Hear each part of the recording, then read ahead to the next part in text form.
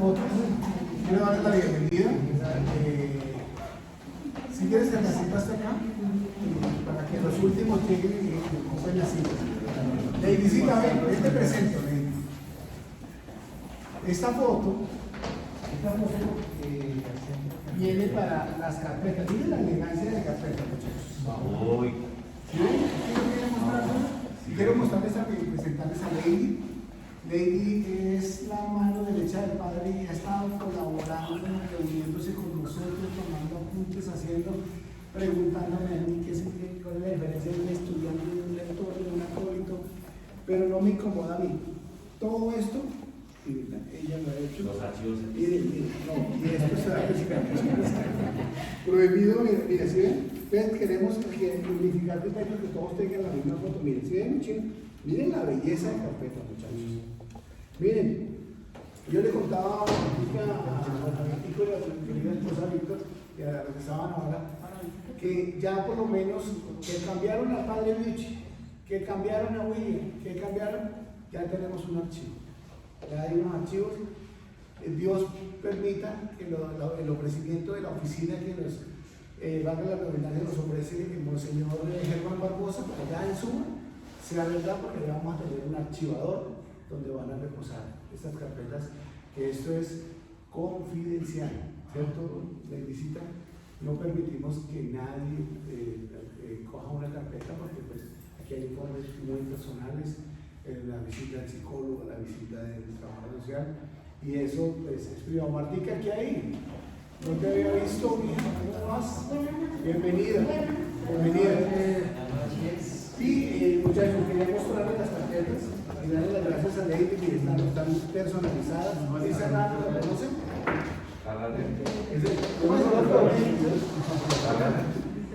Y este es de Luis Antonio Martínez, ¿ven?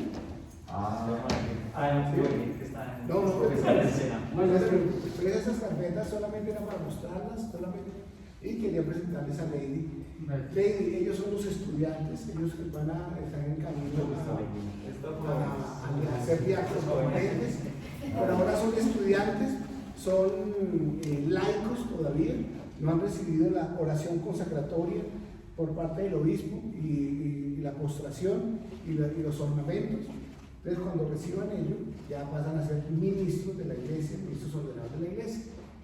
Y les dice las gracias por toda tu colaboración en tu paciencia, porque a veces con la Lady le exigimos más de lo que a veces le damos. Bueno, y ella también la gestora de haber invitado al señor fotógrafo para que les tome las fotos. Bueno, muchachos. ¿Falta alguien para la foto? ¿Ya son todos? Faltan algunos jóvenes. Por llegar. Ya son todos, listo. Porque todos somos 8, 10, 12. Faltan 5, 2 que se escuchan. Germán, Ernesto Acero está haciendo una especialización y la clase son los viernes en la noche y los sábados todo el día. Entonces quedó exhibido, y otro señor que está en el profesor del centro. Y Cardona, que está en Estados Unidos, es 3. Holmes, entonces no esperamos más. Bueno, listo. Gracias. Familia, después ir para tu casa. Yo quiero empezar de atrás para adelante, muchachos. Quiero retomar y quiero pedirles excusas si yo en algún momento no me hice entender, porque el objetivo es que todos unifiquemos criterios y hablemos el mismo lenguaje. ¿Por qué quiero comenzar de atrás para adelante? Este es nuestro plan pastoral, página 103. Nuestra incursión misionera está asignada por la sinodalidad para asumir la realidad en la que nos encontramos. Sinodalidad es caminar juntos como pueblo de Dios en el discernimiento comunitario de los signos de los tiempos que nos hablan de lo que Él quiere hoy de nosotros. En este caminar comunitario nos encontramos todos en nuestra iglesia diocesana. Caminar juntos. Esto sin caminar juntos no se puede. Yo, el primer día que tuve el gusto de conocerlos, yo les dije, yo no soy ni su superior, ni su jefe, no, yo soy un servidor. Mis golpes de autoridad son en servicio, muchachos, son en servicio. Les decía ayer en un video, a mí sé que existe la palabra obligatorio y prohibido porque está en el diccionario, pero no me gusta utilizarlas. Entonces, programémonos para nuestra reunión, porque este ejercicio es muy importante. No más importante que la formación de allá de cercano, no, es un complemento. Pero ¿qué buscamos con el padre Biuchi? Que algún día el padre que les correspondió, Ricardo, Leonardo, el tuyo, ¿cómo se llama? César, Santiago. ¿Tu padre cómo se llama? Ah, Héctor Darío. Orlando. Fernando. Ricardo. Amaneció disfónico.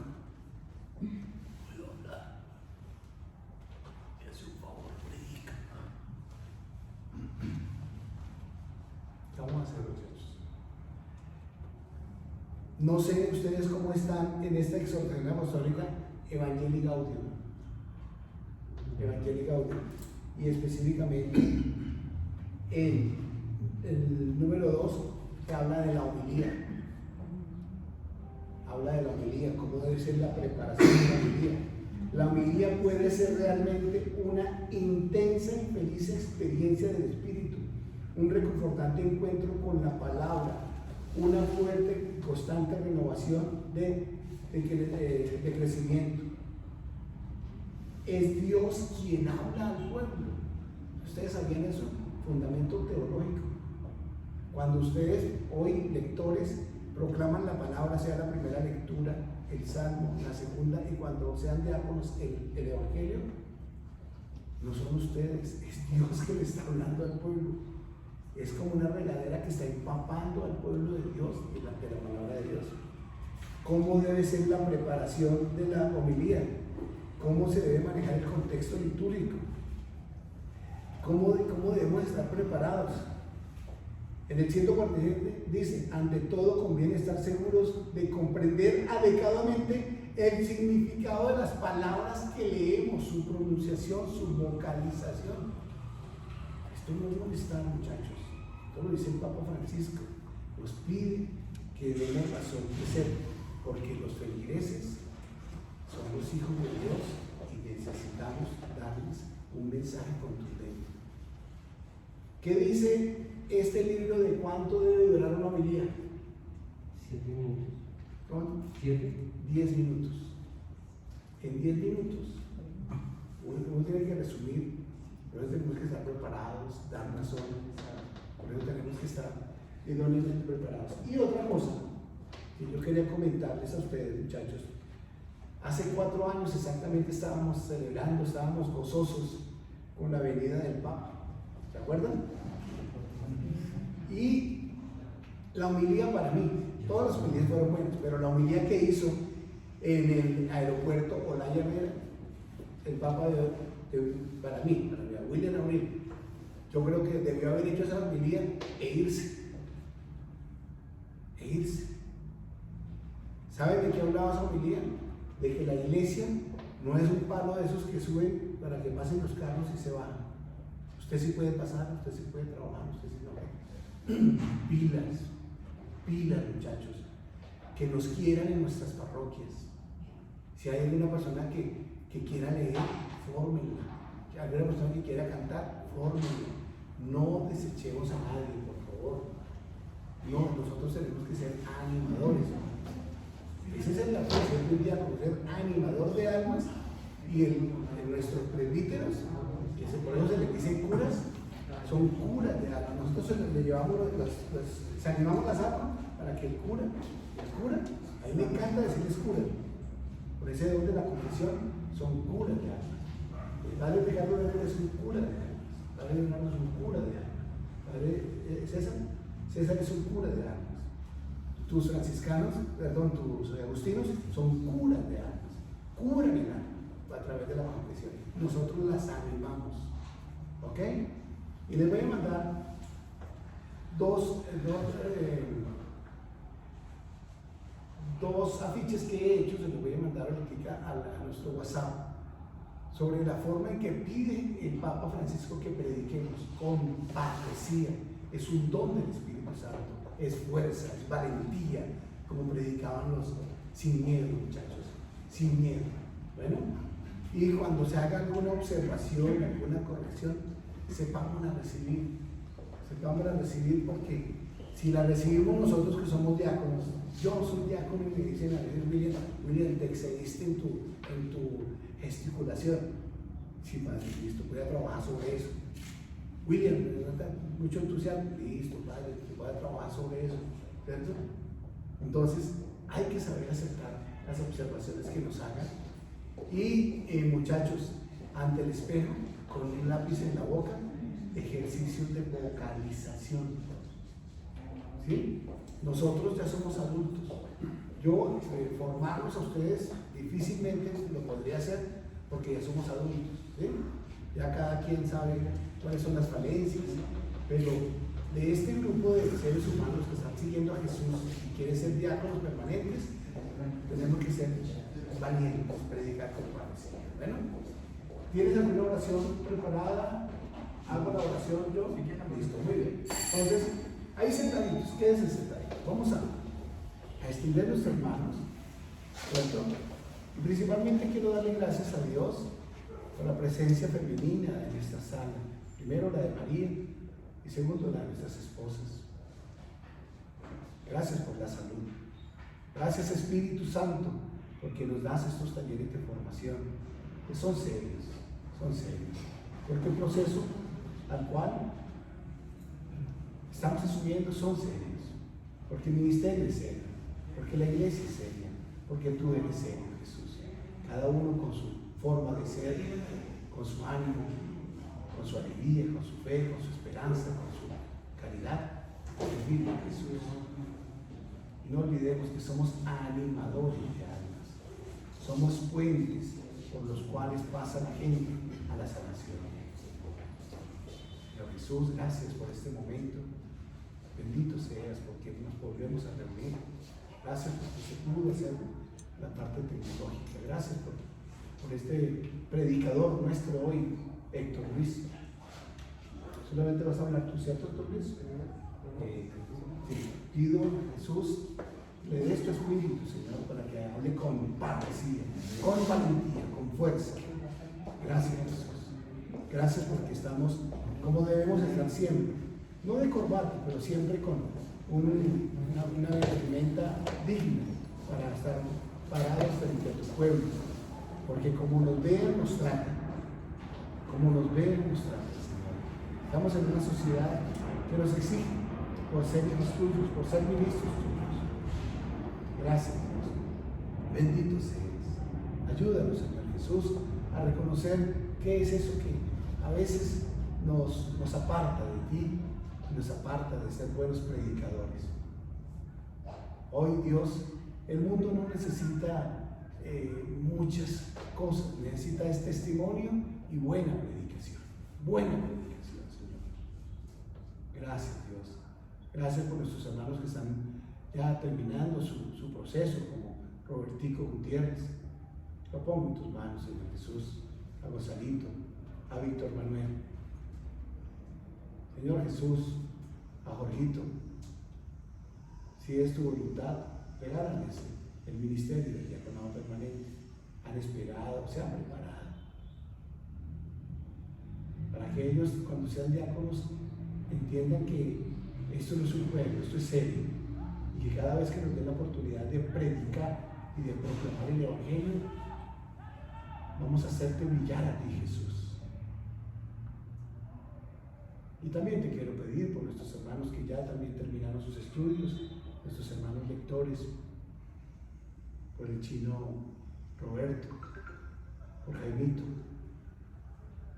por Héctor Luis, por Eufrasio y por Luis Eduardo. Regálales también su ministerio de acolitado, Jesús, para que comiencen a servir a la mesa, Señor. Y por nuestros hermanos estudiantes, Señor Jesús, de los primeros años, que ya recibieron su alma, que se preparen para recibir su candidatura también, Señor Jesús. Ayúdales a hacer discernimiento,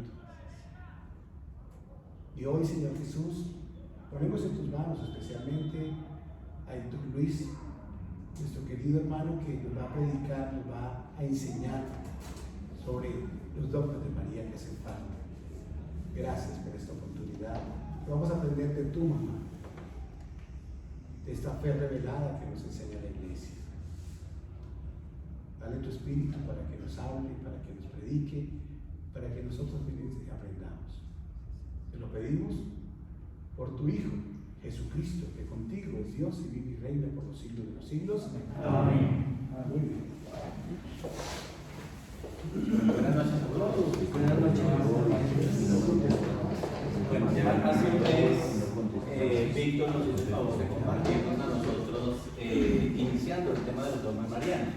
Y él ya nos compartió acerca de la maternidad de María y sobre la virginidad de la Virgen. Vamos a terminar hoy con los otros dos dogmas y completamos los cuatro dogmas marianos. El uno es la Inmaculada Concepción y el otro es el dogma de la Asunción de María. Recordemos que cuando hablamos de los dogmas estamos hablando de verdades de fe. Y cuando hablamos de verdades de fe, no es que al Papa o en el concilio donde se haya proclamado se haya descubierto, se haya inventado una realidad o una verdad absoluta dentro de la fe, sino que simplemente lo que se hace es una declaración de algo, de un camino que se ha recorrido de fe y que se ha descubierto que así es. Entonces comenzamos con el dogma de la Inmaculada Concepción y pues vamos a iniciar con la definición dogmática. ¿Qué dice este dogma de la Inmaculada Concepción? Entonces, este dogma fue proclamado por el Papa Pío IX el 8 de diciembre de 1854 y dice así, escuchémoslo con muchísima atención, les pido por favor que hagamos silencio para que no nos distraigamos. Dice, declaramos, proclamamos y definimos que la doctrina que sostiene que la Beatísima Virgen María fue preservada inmune de toda mancha de la culpa original en el primer instante de su concepción, por singular gracia y privilegio de Dios omnipotente, ojo en esta parte, en atención a los méritos de Cristo Jesús, Salvador del género humano, está revelada por Dios y debe ser por lo tanto firme y constantemente creída por todos los fieles. Esta presentación yo les voy a dar en el película Robertico para que lo tengan y lo puedan después ver ustedes, lo pueden usar, va a quedar público, o sea que ustedes esta misma presentación. Sí. Como eso es Prezi, como tú trabajas con, ¿se puede en mi computador? En cualquier computador, con el enlace que yo les voy a compartir, si ustedes necesitan usar esta misma presentación, la pueden usar. Bueno, gracias. Entonces, para que se centren en las preguntas, en los contenidos, y la presentación ya les queda a ustedes al público, ¿listo? Listo, entonces, esa es la proclamación dogmática. Ahora, ¿cómo llegamos hasta allá? Hasta este dogma de la Inmaculada Concepción. Entonces,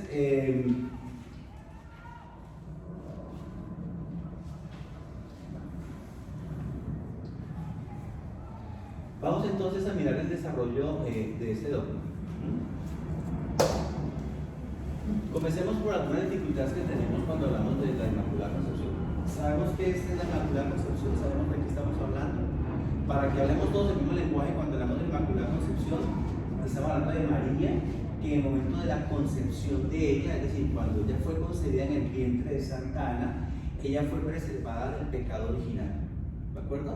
Recordemos que el pecado original es el que hemos heredado de Adán y Eva, ¿cierto? Entonces, este dogma lo que dice es que la Virgen, por singular gracia de Dios y por los méritos de Cristo, dice el Papa Pío IX, fue preservada de ese dogma. ¿Listo? Digamos que tengamos esa idea clara y vamos a ver cómo se fue desarrollando esta doctrina. Inmaculada significa sin mácula, sin mancha. Inmácula, viene del latín mácula, que significa mancha, inmácula sin mancha, por eso se llama Inmaculada Concepción, porque es el momento justo de la gestación, del cual vamos a entrar ahorita en detalle para mirar un poquito de eso.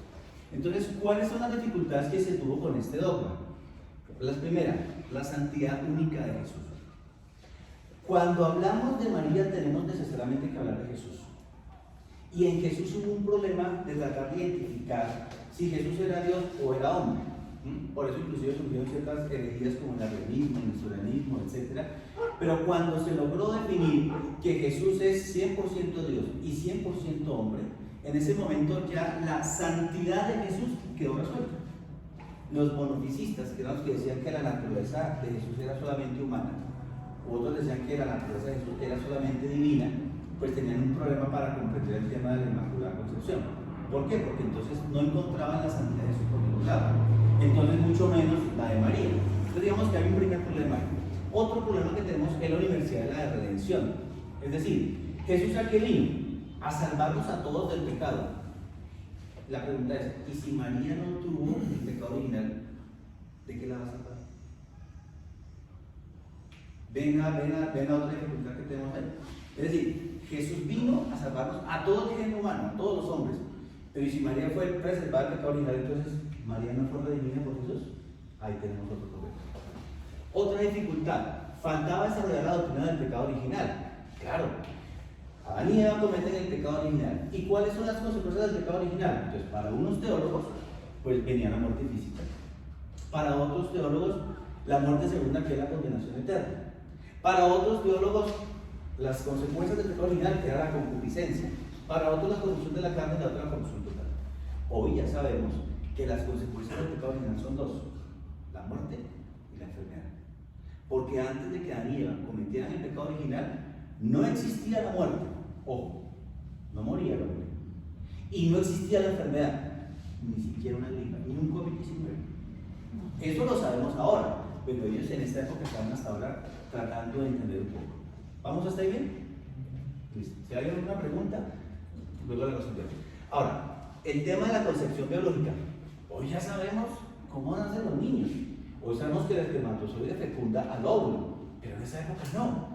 Entonces, el tema del pecado de Adán era considerado como una herencia biológica. Se consideraba antiguamente que el hombre en el semen tenía el agente activo y la mujer era como un recipiente pasivo, y que era como un niñito chiquito el que viajaba en el semen, en el espermatozoide, y era el que fecundaba ya, y que el pecado original se transmitía por la vía del hombre.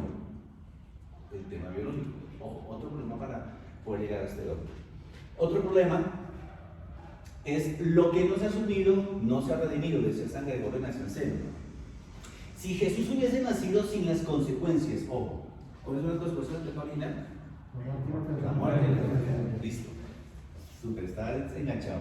Si Jesús hubiese nacido sin las consecuencias del pecado de Adán, porque en realidad no pertenecía a la raza de Adán, entonces, claro está, no habría asumido una carne adamítica. Por desgracia, entonces, tampoco habríamos sido redimidos los reales descendientes de Adán. ¿Qué problema, no? Es decir, si Jesús no es verdaderamente hombre, es decir, de la raza de Adán, entonces ¿de qué nos va a redimir? Si no asumió en su totalidad la condición humana. ¿Sí hay otro problema? Y como consecuencia, pues naturalmente, si la inmunidad del pecado se debía en Cristo a no pertenecer a la raza de Adán, era casi imposible imaginar que María, nacida de una unión matrimonial, hubiese sido concebida de manera inmaculada. ¿Sí ven todo el problema que tuvimos para poder llegar a lo que hoy tenemos? Muy bien. Ahora bien, el otro problema es el inicio de la vida humana. Hoy nosotros sabemos que el espermatozoide fecunda al óvulo, ¿cierto? Hoy sabemos que una vez fecundado ese óvulo, de una vez internamente se va multiplicando n veces hasta que se forman los tejidos, los órganos, etc. Finalmente se va formando un ser humano y va creciendo. Hoy sabemos eso. Pero el gran problema es, oiga, ¿el alma existe ya desde el momento de la concepción biológica? Surge la pregunta, ¿cuándo aparece el alma? En el momento de la concepción. Se preguntaban los antiguos. Porque solo la persona es sujeto de gracia y de pecado, y no el feto aún no animado. Y quiero darles un concepto aquí de una vez para que tengamos en cuenta para los otros desarrollos que vamos a mirar. Es el concepto de animación. Cuando hablamos de animación, estamos hablando es el momento en que Dios insufla el alma al ser humano, a esa parte corpórea. Y la pregunta es, ¿en qué momento es? ¿Listo? Ahora bien, el otro problema. María es sujeto de gracia desde el momento de la animación. Es decir, ¿cuándo había comenzado a ser una persona humana? Con cuerpo y alma. ¿En qué momento? ¿En qué momento se puede hablar? Y ese es el problema de hoy con el aborto. Porque muchas mujeres creen que lo que llevan dentro es una bolsa, un saco de células. Por eso lo matan. Porque no creen que hay un ser humano. La pregunta es, ¿cuándo hay un ser humano? ¿Cuándo deja de ser un saco de células simplemente? Las grandes dificultades entonces que se nos presentan es que no se tenía seguridad alguna de que en el momento de la concepción biológica hubiese ya un sujeto de pecado y de gracia, ¿cierto? Y dos, pues se veía una gran dificultad en aceptar que María hubiese sido totalmente sin pecado desde el momento de la infusión de su alma y afirmar al mismo tiempo que fue redimida. ¿Qué problema, cierto? En el momento de la concepción de María, ¿en qué momento ella fue? Entonces, si fue de la totalidad, ¿en qué momento fue redimida? Pues que María tiene corona. Miren las preguntas tan tremendas que se empieza a generar con la teología. Entonces, ¿qué había que distinguir? Aquí viene entonces otro tema. Estas dificultades están obligadas posiblemente a distinguir dos cosas, que se les suele llamar concepción activa o concepción activa, el momento de la fecundación del óvulo. Entonces empieza el desarrollo biológico. Ahí está la parte biológica cuando se da, se llama concepción activa. Y la concepción pasiva es cuando comienza a existir un nuevo ser humano como persona. Solo a partir de ese momento podría hablarse de gracia en María, y a eso se refiere la doctrina de la Inmaculada Concepción. Es decir, el momento en que esa parte biológica tiene el alma y es una sola cosa, no solamente cuerpo por un lado, alma por otro lado, sino que ya es una persona. ¿Listo? Bueno, entonces hasta aquí como las grandes dificultades que tenemos para este dogma. Miremos rápidamente la Inmaculada Concepción en la Edad Media. Fiestas litúrgicas ya se celebraban la Inmaculada Concepción. Antes de ser proclamado en 1854 por Pío IX, ya existían unas fiestas litúrgicas. Aquí hay varias, que se las coloco aquí para que tengan como referencia. San Anselmo de Canterbury, por ejemplo, él comprendía cómo María pudiese llamarse redimida, si era inmaculada desde su concepción, pero habló de su prerredención, es decir, que había sido totalmente redimida desde antes de nacer, pues solo así podía ser llamada toda santa. Ojo, porque aquí en la edad vamos a tener un problema, y es que los grandes santos no aceptan el dogma de la Inmaculada Concepción, incluyendo a Santo Tomás de Aquino, el gran doctor de la Iglesia. Los grandes santos no lo aceptan por las dificultades que ya hemos estado mencionando. Comenzamos entonces a acercarnos un poquito desde la doctrina al dogma hasta llegar allá.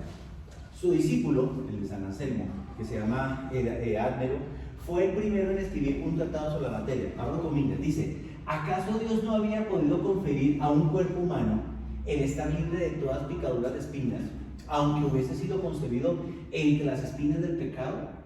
Es claro que podía y lo quería, y si lo quiso, lo hizo, ¿verdad? Miren, ya que hay unos acercamientos, sí, hay un tema que no comprendemos bien, pero Dios acaso no puede librar a María. Claro.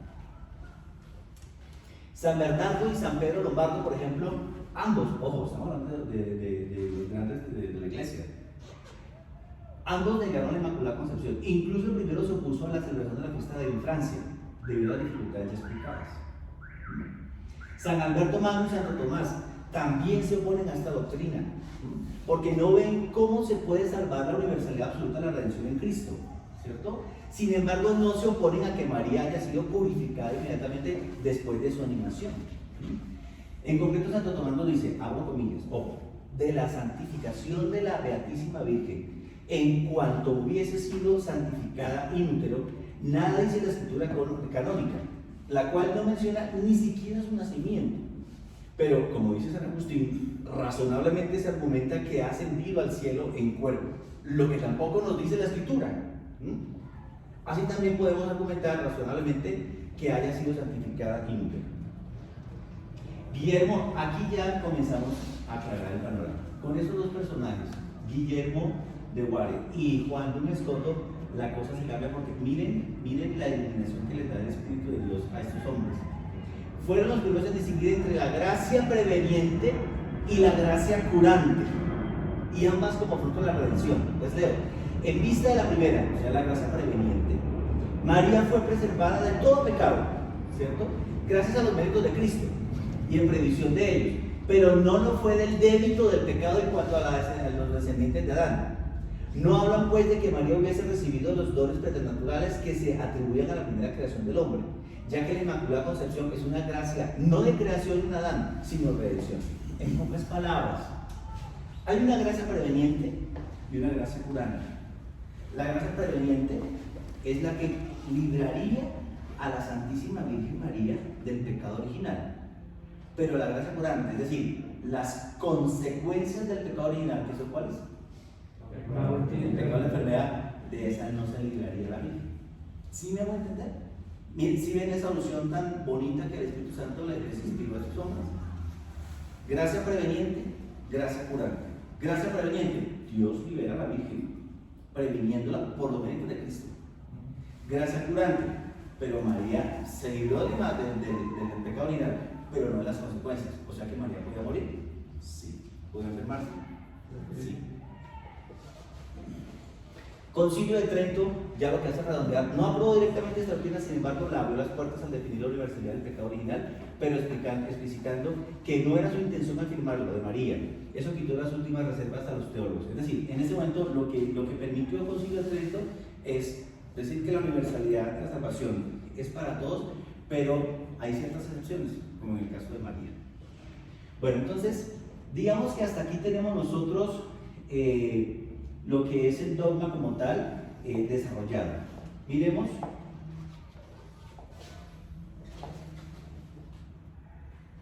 A ver aquí qué pasaría. En la definición dogmática ya la vimos.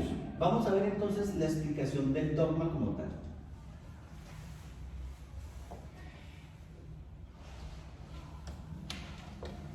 Primero, María receptora. Vamos a leer también desde el principio, otra vez ¿el qué? Vamos a leer otra vez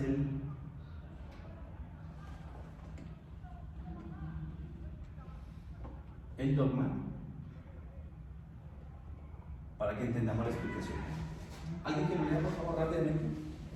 Declaramos, proclamamos y definimos que la doctrina que sostiene que la Grandísima Virgen María fue preservada inmune de toda mancha de la culpa original en el primer instante de su concepción. Ojo, en el primer instante de su concepción. ¿Sigue?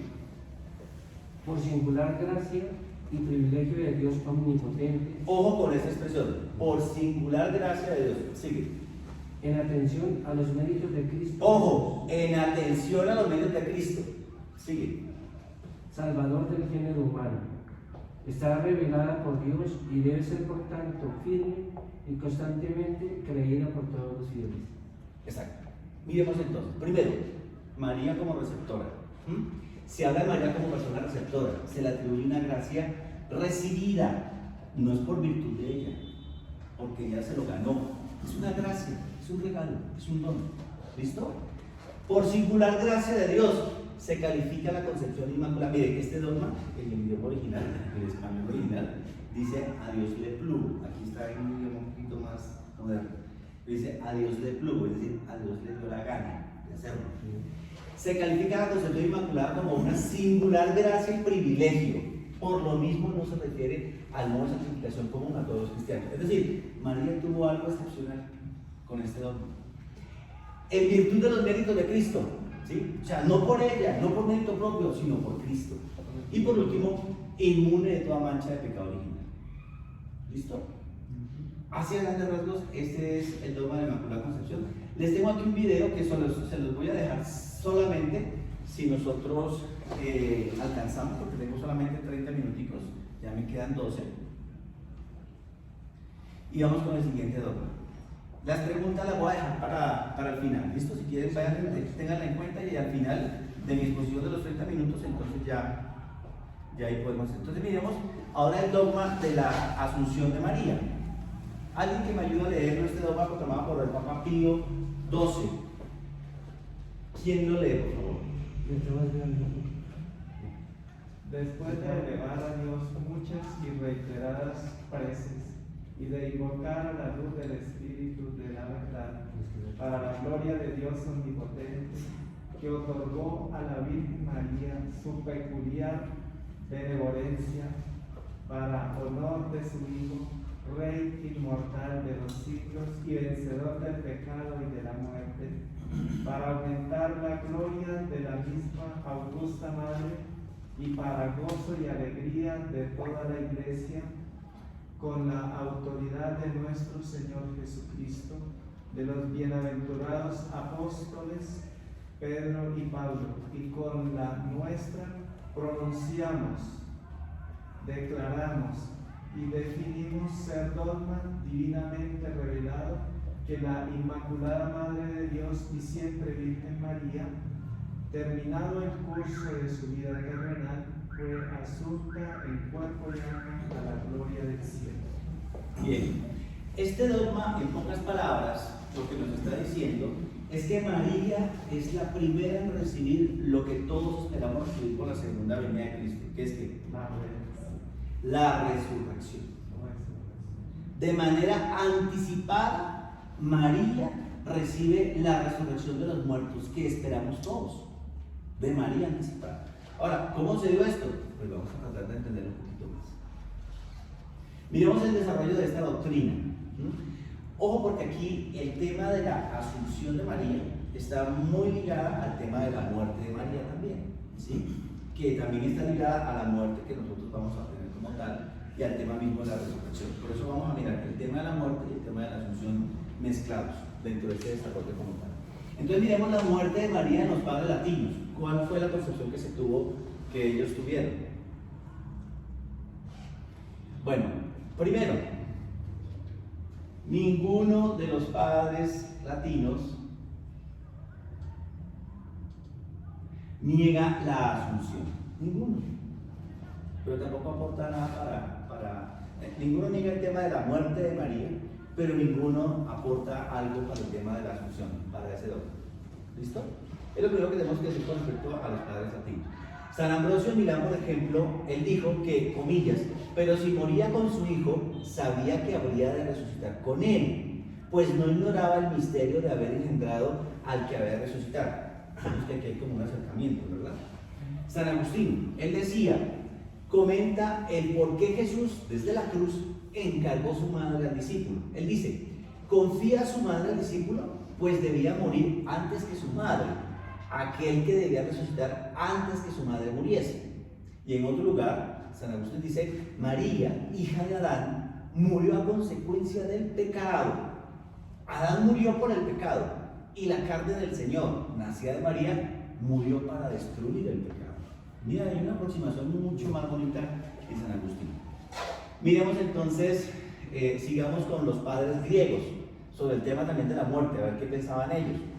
Entonces empecemos por San Efrén. San Efrén decía, en él no encontramos ninguna insinuación de destino especial sobre la muerte de María. Él decía, abrimos comillas, virgen lo ha parido, miren está bonito, virgen lo ha parido, y queda incólume en los signos de su virginidad. Se inclina y lo da a luz.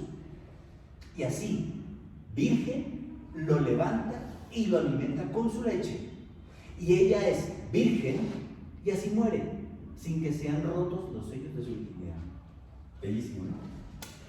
San Epifanio, siglo IV, siglo V de nuestra era, dice un poquito más. Vamos a ver si podemos adelantar esto. Tal vez en alguna parte podríamos descubrir trazas de esta santa bienaventurada, aunque es imposible descubrir si ha muerto. Yo no afirmo, sin embargo, esto de manera absoluta, ni puedo decir que ella permaneció inmortal, pero tampoco puedo decir que haya muerto. Pero en todo caso, aun cuando hubiese sido sepultada, ella nunca tuvo comercio carnal con ningún hombre. O bien, la Virgen Santísima murió y fue sepultada, y entonces su muerte está unida a un gran esplendor, y su fin ha sido casto y una corona de virginidad. O bien fue muerta, como parecen indicar las palabras de la Escritura, una espada traspasará tu alma, obteniendo así el honor de los mártires, y entonces su santo cuerpo ha sido sepultado en la felicidad, ya que por medio de él, la luz iluminó el mundo. O bien permaneció en vida, porque Dios puede hacer lo que quiere, pero su fin ninguno lo conoce. Cada vez más nos vamos a aproximar un poquito a este dogma tan maravilloso. Timoteo, el presbítero de Jerusalén, vamos aquí a adelantar un poquito. En un sermón apunta una posible tradición en curso acerca de la inmortalidad de María. Él dice, abro comillas, una espada traspasará tu alma. De estas palabras muchos han concluido que la Madre del Señor, muerta de espada, había obtenido el fin glorioso del martirio, mas no es así. La espada metálica, en efecto, divide el cuerpo y no el alma, y no era posible porque la Virgen, inmortal hasta hoy, ha sido transferida desde el lugar de su ascensión por aquel que en ella ha puesto su morada. Estamos haciendo una distinción importante aquí, porque algunos interpretan, algunos teólogos, que esa espada que atravesará el corazón era una espada física, y muchos creyeron en su momento que María murió mártir. Y pues sabemos que no es así, pues por lo menos no hay datos históricos que digan eso. Muy bien, la asunción de María en los apócrifos. Sabemos los apócrifos que son, ¿no? ¿Verdad? Son los libros aquellos que no son canónicos, que no son aprobados como inspirados dentro del canon de la Iglesia Católica. Entonces, los primeros testimonios de estos libros apócrifos realmente son inverosímiles, demasiado. Es más, voy a compartirles rápidamente un párrafo apócrifo ilustrativo, o para que se den cuenta de que como que no cuadra. Les leo, abro comillas, eso dice un apócrifo acerca de la asunción de la Virgen. El Señor la abrazó, tomó su alma santa y la puso en las manos de Miguel, el cual la envolvió en pieles más brillantes de cuanto se pueda decir. Y nosotros, apóstoles, vimos el alma de María entre las manos de Miguel. Tenía una perfecta semejanza humana, excepto que no era ni masculino ni femenino, lo que hoy llamamos andrógeno. No tenía sino la semejanza del cuerpo y un esplendor 7 veces más grandes que el sol. Después de 3 días bajan al sepulcro Jesús, Miguel y Gabriel. Entonces el Señor ordenó a Miguel poner el cuerpo de María sobre una nube y depositarlo en el paraíso. Y cuando el cuerpo fue alzado, el Señor ordenó a los apóstoles venir con él. Cuando todos llegaron al paraíso, depusieron el cuerpo de María sobre el árbol de la vida. Entonces Miguel llevó su alma y la puso de nuevo en su cuerpo. Y el Señor envió de nuevo a los apóstoles a los diversos lugares para la conversión y salvación de los hombres. Le recordé un pedacito donde decía que los apóstoles estaban en diferentes partes del mundo y que de manera no sabida aparecieron todos los apóstoles en un mismo lugar. Le quité ese pedacito para eso. Se la recuerdo porque era mucha la carreta para el tiempo corto que tenemos. Entonces, miremos que los apócrifos realmente no aportan mucho acerca del desarrollo de esta doctrina. Ahora, miremos la asunción de los padres, de la asunción de María en los padres bizantinos. Entonces, ellos afirman que María murió verdaderamente. Ojo, eso es importante, ¿no? Ninguno de los autores bizantinos lo pone en duda, la muerte de María, aunque afirman inmediatamente la incorruptibilidad de su cuerpo. Y es que consideran la muerte física como un fenómeno natural. Si pues hablan de la dormición de María, lo hacen en el sentido bíblico, para quien muere en la fe de la resurrección. La muerte no es definitiva, sino solo un sueño. Ojo, porque algunos teólogos, no aceptando el tema de la muerte, por el tema del pecado original, dicen que María no murió, sino que María se durmió. Entonces algunos hablan de la dormición de la Virgen, ¿verdad? Y la corrupción no disolvió su cuerpo. Aquí tenemos varias ideas acerca de esto y con eso terminamos ya el tema de la asunción. Esas son las razones que dan. La primera, la maternidad de María. La carne de Cristo es la misma que la de María. Era conveniente que su hijo, legislador, que había mandado el respeto por los padres, diese el ejemplo honrando así a su madre. O sea, la maternidad divina de María tiene que ver mucho en el tema de la asunción para algunos, ¿sí? La maternidad virginal también. Si la carne de María concibió sin corrupción, era digno que tampoco sufriese la corrupción del sepulcro. Semejanza con el proceso salvífico de Jesús. Se sometió voluntariamente a la muerte como su hijo. En todo esto, el motivo subyacente es la solidaridad por amor. María ha sido redimida, ¿verdad? Y por tanto su salvación se realiza no según la economía de la creación, en Adán, sino según la economía de la redención. Ojo con esta parte que es bien importante. Es una economía superior a la antigua. Los autores bizantinos tienen muy clara la idea de que María se cumplen las promesas del Antiguo Testamento. En ella se cumplen. La resurrección de María es gracia. Ojo, es un regalo, no un derecho. Ya lo hemos dicho. María resucita como signo de la iglesia. Un ejemplo de este pensamiento en los padres bizantinos está en San Germán, que dice: con la fe creemos verte en medio de nosotros como la compañera de viaje, aún después que has partido con mi cuerpo. Y por último, Asunta como su hijo. Es en los siglos posteriores donde se da la diferencia entre la ascensión de Cristo y la asunción. ¿Quién me explica por la diferencia?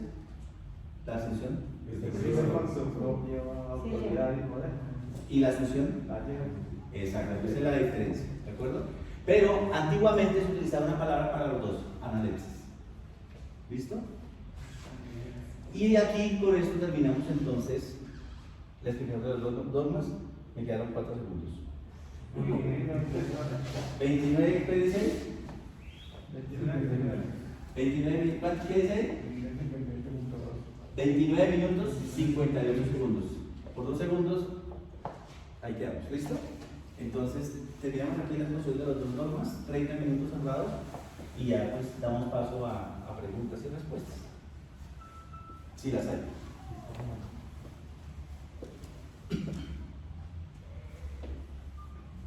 ¿Quedó comprendido el nombre? Bueno, sí, gracias, pues, de todas formas, eso de que, bueno, hay cosas que uno la entiende por fe, sin necesidad pues, de todo ese estudio que es muy importante, pero pues hay gente que necesita saber cómo son las cosas, ¿cierto? Cómo todos estos estudiosos, todos estos padres, todos estos teólogos, en su estudio han descubierto todas estas cosas y la iglesia las ha aprobado estos dogmas. Lo que sí no me quedó bien claro fue lo de la Virgen, que Dios la salva de la muerte, ¿cierto? Pero que la enfermedad sí obra en ella, ¿no? Dios no la salva, o sea, las consecuencias del pecado original son la muerte y la enfermedad. No es que la salve de una de las dos, no la salva de ninguna de las dos. Es decir, las consecuencias del pecado original son esas. Una cosa es el pecado original. Ya acabé. Estamos en duré 29 minutos y 58 segundos. Entonces, una cosa es el pecado original como tal, y otra cosa son las consecuencias del pecado original. La conclusión final, ¿cuál es? Que María fue liberada del pecado original como tal, pero no de las consecuencias. Ahí fue cuando se resolvió todo, y fue Duns Scoto el que habló justamente eso, de la gracia preveniente y de la gracia curante. Entonces, cuando a María se le libra del pecado original, es decir, de la culpa de Adán y Eva, ¿verdad? Se le libra de la culpa, pero no de la pena. Cuando nosotros cometemos pecado, hay dos conceptos que no se nos pueden olvidar: el tema de la culpa y el tema de la pena. Unos niños están jugando en el parque y cae el balón y rompe el vidrio de la casa de la vecina. El niño va a correr y le dice: vecinita, ¿me perdona por haber roto el vidrio? Y la vecina le dice: te perdono, pero me pones el vidrio. Ese te perdono es la culpa, la que queda perdonada. Y ese me pones el vidrio es la reparación que hay que hacer como tal.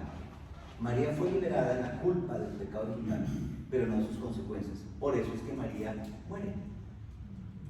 ¿De acuerdo? ¿Sí? ¿Quedó más claro? Sí, pero María no murió, no. María fue... No, María murió. ¿Cómo María murió? Bueno, se durmió. Justamente, bueno, todavía sigue la discusión de algunos teólogos, ¿sí? Algunos dicen: no, María no murió, María se durmió. ¿Por qué no murió? Porque el pecado original. Porque si tenía pecado original y las consecuencias del pecado original son la muerte y la enfermedad, entonces María si se murió, entonces él tenía el pecado original y ella no, ella fue liberada. Algunos tienen ahí esa doctrina. María tenía un cuerpo, y el que muere es el cuerpo y el alma no. Exactamente, esa es la otra cuestión, que la muerte física es una cosa porque el alma es inmortal.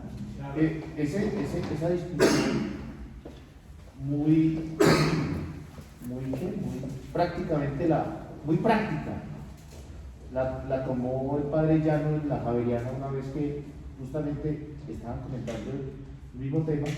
Entonces le dije, varios teólogos le dijeron: bueno, entonces pues ¿qué pasó pues con María. Entonces lo digo de una manera que me pareció muy buena, muy sana. Pero digo, bueno, si se encontrara el cuerpo de Jesús y el de María, ¿su fe cambiaría? ¿Qué carajo soy yo para preguntarle al Señor dónde están ellos dos cuando siempre ha estado con nosotros? Entonces, esa discusión como que la finiquitó diciendo, no importa lo material, lo más importante es que en nosotros está la parte espiritual y esa es la que hay que tenerle más preocupación a lo espiritual que a ese corporal, porque al fin y al cabo lo corporal es corrupto. Lo espiritual, quien está en el espíritu puede ser incorrupto, quien está en la carne siempre será el corrupto. Me pareció muy acertado lo que dice el padre Llano con relación a eso, porque es que nos pegamos a veces de eso y seguimos dándole pues a eso. Es más, nuestros hermanos los esperados dicen todo el tiempo que María tuvo más hijos y que María se casó otra vez y que entonces se quedaron solamente en el cuerpo. Y ahí hay como quieren mancillar algo que es espiritual, De acuerdo. más que carnal o más corporal. De acuerdo. Ahora, esos acercamientos doctrinales nos ayudan un poquito a entender cómo se desarrolló todo eso, porque si nosotros estamos predicando que la consecuencia del pecado es la enfermedad y la muerte, y obviamente aparece un dogma de eso y tenemos que explicarlo, pues si nosotros no tenemos claridad en el tema doctrinal, pues obviamente no vamos a saber dar razón de nuestra fe.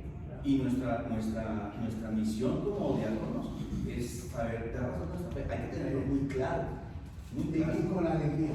Y con la alegría, sobre todo.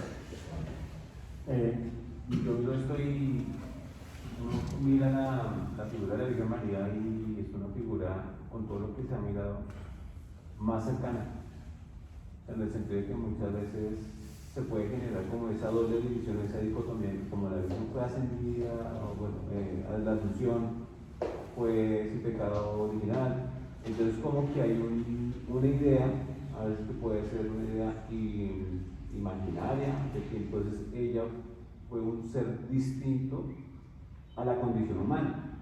Entonces, si Jesús también asumió la condición humana, se encarna y asume nuestra naturaleza, con más de la Virgen María, ¿no? Entonces, también esto nos permite como comprender de que tanto la Virgen María como Jesús se hacen tan cercanos a nuestra condición que se puede dignificar la misma condición del ser humano. Completamente de acuerdo. Pero mira lo que nos pasa en lo práctico, en lo sencillo con los curas. Nosotros creemos que los curas, al común de la gente, que al cura no le da chichi ni le da popó. Y cuando ven a un cura, por ejemplo, en un parque de diversiones, ¡ay! Es un escándalo. Cuando ven a un cura en un centro comercial, es un escándalo. Una cervecita. O tomando una cerveza, se convierte en escándalo porque nosotros tenemos la tendencia a colocar a las personas, a endiosarlas, a colocarlas en un punto donde no es. Ahora imagínense con María y con Jesús. Entonces está en un punto tan sublime, tan alto que nos bajamos. Cuando realmente el gran mérito de Dios, dice la carta de los Efesios, es que la kenosis de Jesús se arrebaja a nosotros, Él se arrebaja, toma la condición de hombre, se hace hombre como nosotros, uno como de tantos, para salvarnos. Destaco y en resumen es que estos dogmas marianos han sido un proceso de discernimiento de la iglesia. Imagínense, tú decías, Edad Media, que dijeron esto. Entonces, porque ha sido una forma de la iglesia caminar en la fe y hacer discernimiento en el tiempo. Y eso es lo que nosotros tenemos que estar haciendo permanentemente, discernimiento. Y que nos ayude esto para nosotros, como ya lo dijo Héctor Luis, hacer un discernimiento y dar razón de nuestra fe.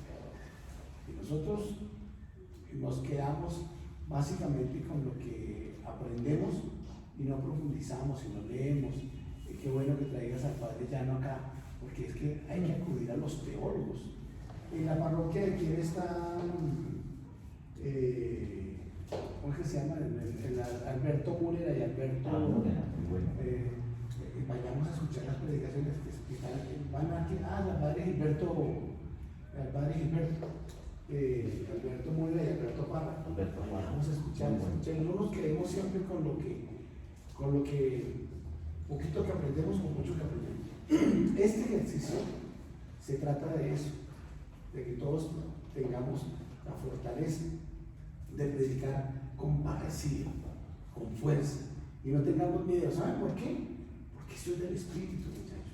Esto es del Espíritu. Si fuera por nosotros, si fuera por mí, créanme que yo estaría en mi casa, y además que tengo un dolor lumbar tremendo, yo estaría en mi casa tratando de ponerme agua caliente. Esto no es mío, esto es de Dios, esto es del Espíritu de Dios, ¿sí? Y yo les agradezco muchísimo que hayan venido. Para el próximo encuentro nuestro, me corresponde a Jaime y a Jorge, ¿no? Sí, señor. Entonces vamos a tratar las vocaciones. Las advocaciones, no sé cuántas, 3 y 3, ¿sí? O 2 y 2, no importa. Pero las más relevantes, las más importantes. En una hora los dos, ¿cierto? En una hora los dos, sí, media y media. Pero esa media hora, ¿de qué consiste? Hacer oración, un rato de alabanza y predicación sin miedo. Aquí nos podemos equivocar. En un amón, en un púlpito, no. ¿Ok? Ese es el ejercicio, ¿cierto? Bueno, les digo lo que cuando comencé, les pido perdón si yo no me había hecho entender.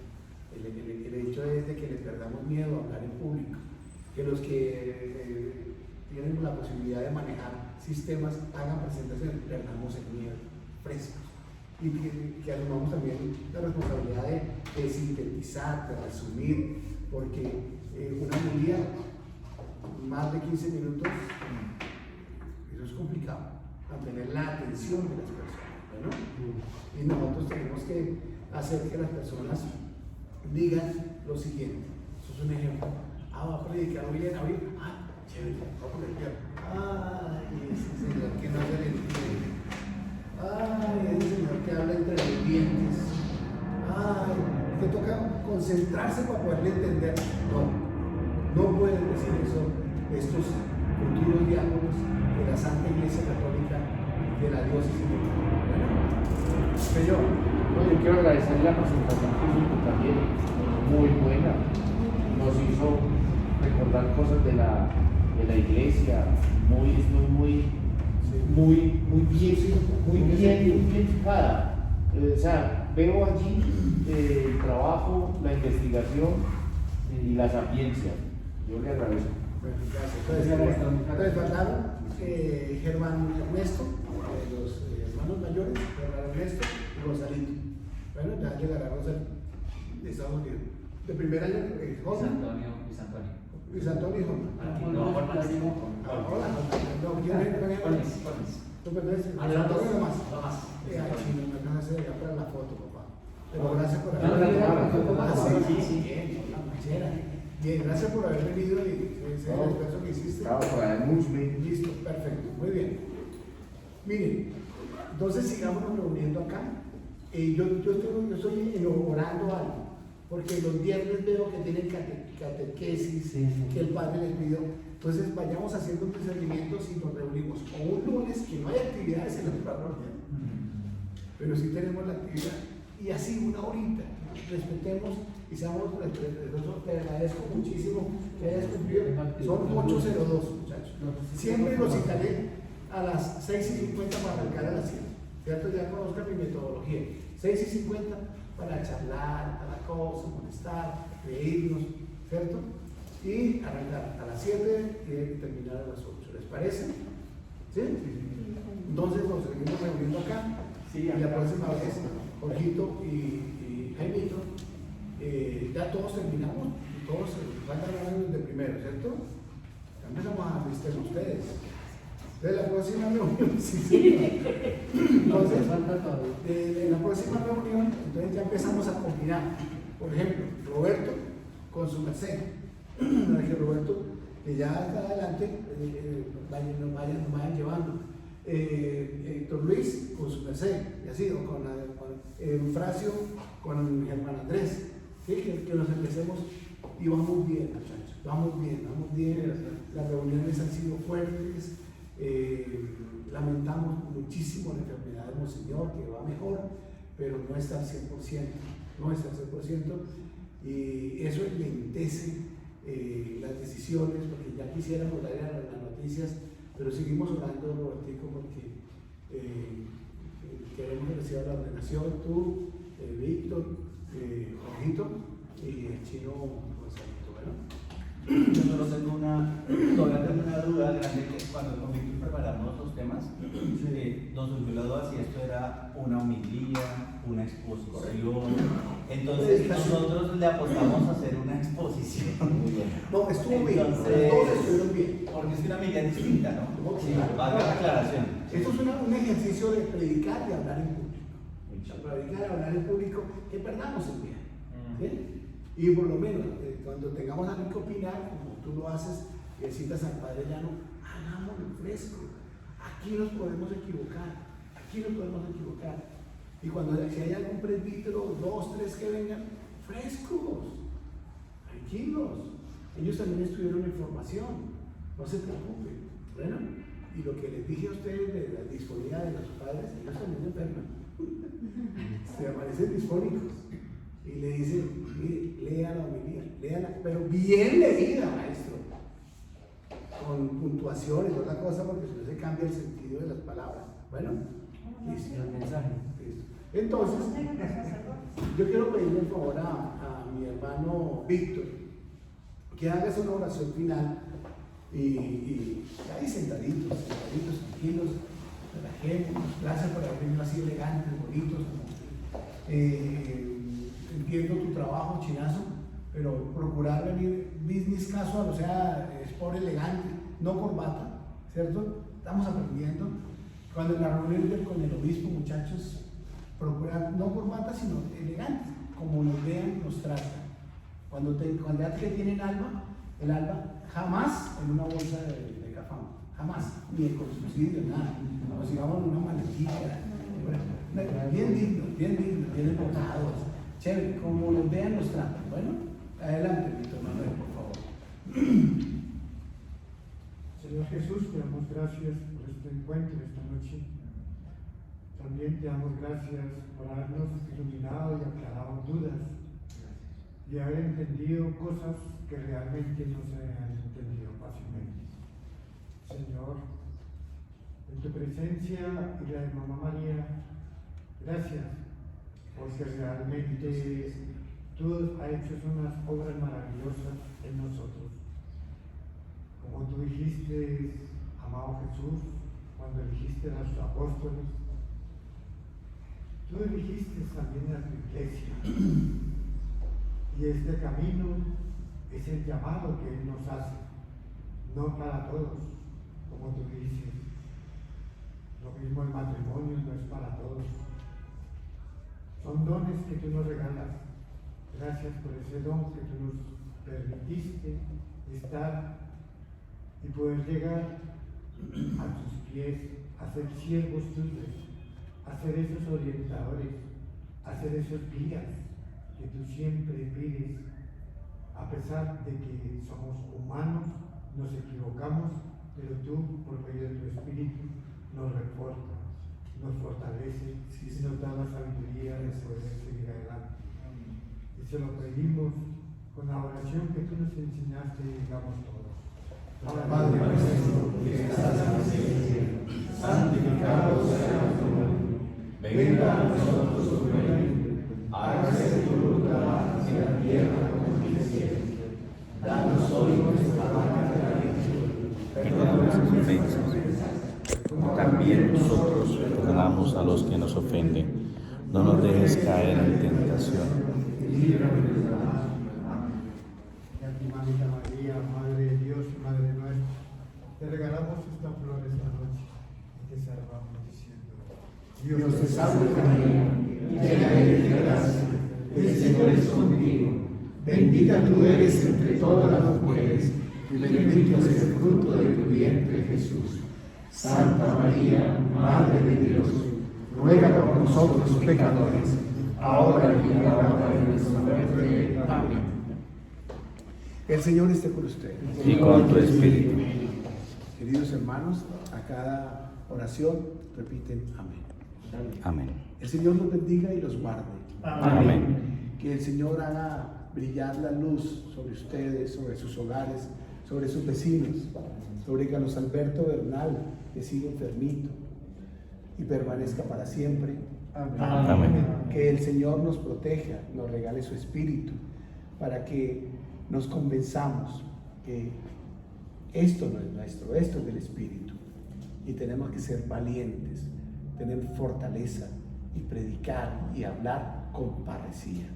Amén. Y la bendición de Dios, Padre, Hijo y Espíritu Santo, descienda sobre cada uno de ustedes, sobre las esposas, sobre los hijos, sobre las personas que necesitan mucha restauración. Amén. Hermanos, gracias por haber venido. Ayúdenme con las sillas, por favor.